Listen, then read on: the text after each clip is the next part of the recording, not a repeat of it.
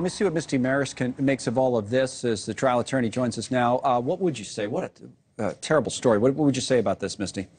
What a terrible story. But as it's laid out in the prosecutor's indictment, Connell, it seems to be a really sophisticated sex trafficking ring. Not only do we have the three co-conspirators, we have the CEO, romantic partner, and also a middleman. There's also allegations of security professionals, employees, and contractors who are all a part of this network of recruiting and engaging these individuals in these acts. So from what we see in this indictment, prosecutors are alleging a very sophisticated operation. I wonder why, if it's going on for years and years, why would it take so long, do you think, to come to the point where we do now have an indictment? Well, yeah, well, interesting, Connell, because it's 2008 to 2014. So those are the years that the allegations range.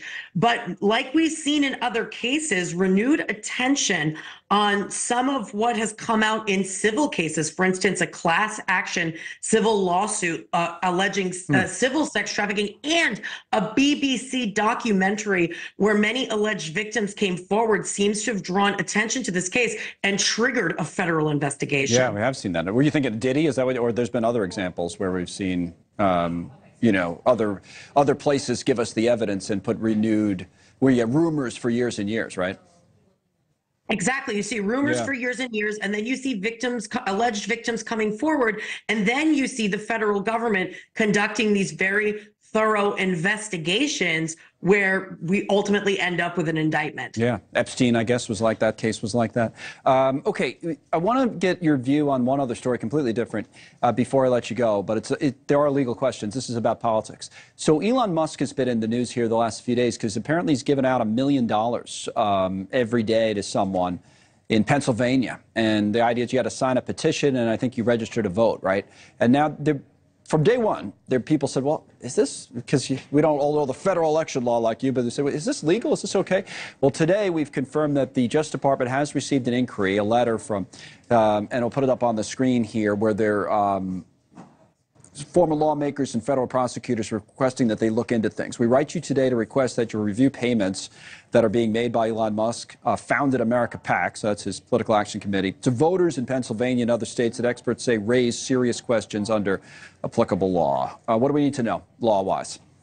Right. So here's what we're going to be analyzing in this particular instance. So first of all, you have these $1 million prizes that are directly linked to registering to vote.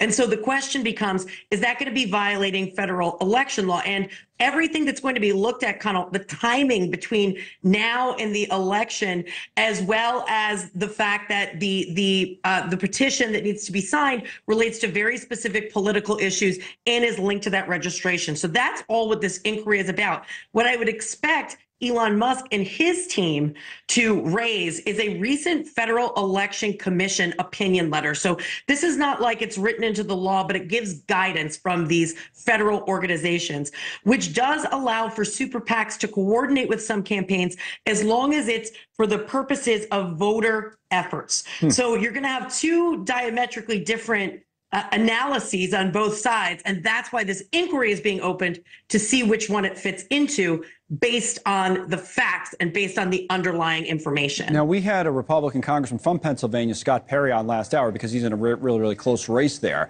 But at the end, I asked him about this because he's from Pennsylvania, and this is the argument that he put forward. I want to see what you make of it. This was Congressman Perry.